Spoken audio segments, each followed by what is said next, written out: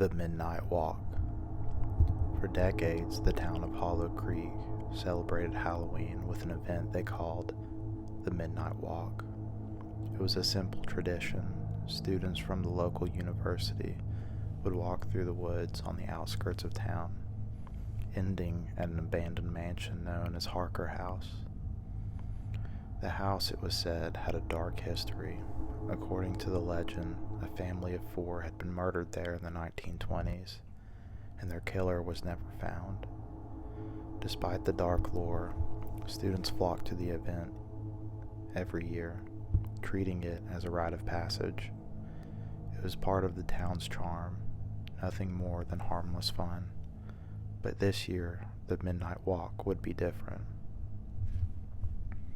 Alex, Lisa, Jordan, Emily, and Ben had been inseparable since freshman year. Now, in their senior year of college, they decided it was finally time to join the Midnight Walk. For years, they had heard stories from upperclassmen about the creepy old house and the strange things that happened there. "Nothing's going to happen," Jordan said confidently as they stood at the edge of the woods, waiting for the walk to start.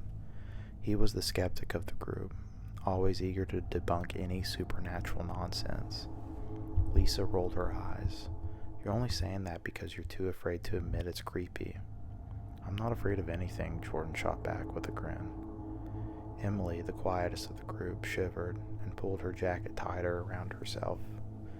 "I just hope we don't run into anyone dangerous out there. You never know who may be lurking in the woods." Ben, always the joker, smirked. "Come on, Em. The scariest thing we'll run into is probably a drunk sophomore."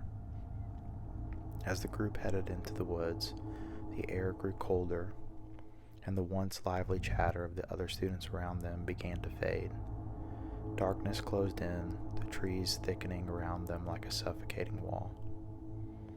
The walk was supposed to be simple: follow the path, reach Harker House, and take a few selfies to prove you survived the haunting. But as they moved deeper into the woods, things started to feel off. "I swear the trail was wider last year," Ben said, frowning. "I've been on this walk a couple of times. This isn't right." "Maybe we took a wrong turn," Alex suggested, glancing nervously over his shoulder. The woods were eerily silent, the only sound the crunch of dead leaves underfoot. "No way," Jordan said, shaking his head. "Everyone else is up ahead. We're still on the main trail." But when they looked ahead, there was no sign of the other students. The distant laughter and voices had vanished, leaving only the rustle of the wind through the trees. Lisa stopped abruptly, her eyes wide. "Did you guys hear that?" Everyone froze, listening. At first, there was nothing but the soft sound of the wind. Then, faintly, they heard it. The unmistakable sound of footsteps, slow and deliberate, coming from the direction they'd just come from. Emily's voice trembled. "Who's back there?" No one answered. The footsteps continued, getting closer, and suddenly stopped.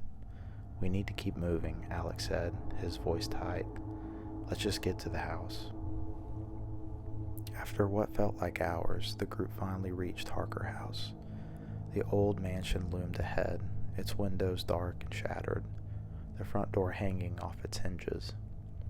Despite its dilapidated appearance, it still radiated an eerie sense of grandeur, as if it were waiting for somebody or something to enter. "We made it," Ben said, trying to sound cheerful, but failing to hide the nervous edge in his voice. "Let's take a picture and get the heck out of here." Lisa pulled out her phone and aimed it at the house. "Okay, everyone, huddle up." They gathered in front of the house, forcing smiles for the camera, but just as Lisa clicked the shutter, the phone died. "Seriously?" she muttered, staring at the black screen. "I charged this before we left." "Forget the picture," Alex said, his eyes scanning the tree line. "We need to go back." But before they could turn around, a loud crash echoed from inside the house, like something heavy had fallen. Everyone froze. Jordan grinned, though his face was pale. "Okay, who's going in first?" "Are you insane?" Emily whispered. That wasn't a prank. There's someone in there."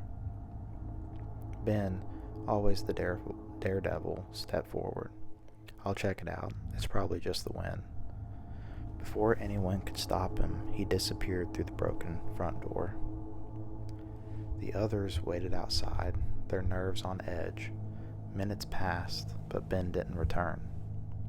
"Should we go in after him?" Lisa said, her voice barely above a whisper. "Or we could go back to campus and get help," Emily suggested, her face pale. But Alex shook his head. "No, we can't just leave him." Taking a deep breath, Alex led the way, and the others reluctantly followed. Inside, the house was even more decrepit than it looked from the outside. The air smelled of mildew and decay, and the floorboards creaked ominously beneath their feet. "Ben?" Alex called out, his voice echoing down the long, dark hallway. There was no response. They moved cautiously, the beam of Lisa's phone's flashlight cutting through the gloom. As they reached the center of the house, they found a door that had been kicked open. Inside was a large, dimly lit room, and there, lying on the floor, was Ben. Emily gasped and rushed forward, but Jordan grabbed her arm. "Wait!" Ben wasn't moving. His body was twisted unnaturally, and his neck was bent at a grotesque angle. He's dead," Lisa whispered, her eyes wide with horror. "What the heck happened to him?" Jordan said, his voice cracking. "This wasn't an accident." Before anyone could respond, a slow, creaking sound filled the air. The door they had just come through swung shut with a deafening bang. Panic set in as they realized they were trapped inside the room with Ben's lifeless body. Alex ran to the door and tried to pull it open, but it wouldn't budge. "Help me," he shouted, and Jordan rushed over to help him. Together they threw their weight against the door, but it remained firmly shut. "Something's not right," Emily said, her voice trembling. "We need to get out of here." Suddenly they heard it, slow, deliberate footsteps echoing from upstairs. Whoever, or whatever, had been following them in the woods was inside the house. Lisa, her hands shaking, aimed her flashlight up the staircase at the far end of the room. In the dim lit, they saw a figure, standing perfectly still at the top of the stairs. The figure wore a long, tattered coat, and his face was obscured by a white, featureless mask. The figure took a step forward. "Run!" Alex shouted, grabbing Emily's hand and pulling her toward a window at the back of the room. The window was old and cracked, but it wouldn't open. Jordan grabbed a nearby chair and threw it against the glass, shattering it. One by one, they scrambled through the opening and out into the night. They ran through the woods, not daring to look back. The footsteps behind them quickened, the figure's presence growing ever closer. Finally, they reached the road at the edge of the woods, where they collapsed, breathless and terrified. A passing car slowed to a stop, and the driver, a concerned local, offered them a ride back to town. When they arrived at the police station, they told their story, but by the time officers arrived at Harker House, the figure and Ben's body were gone. A week later, as the town of Hollow Creek tried to move on from the tragedy, the remaining 4 friends met in a campus coffee shop. They were still shaken, trying to process what had happened that night. "Do you think we'll ever know what that was?" Lisa asked, her voice barely above a whisper.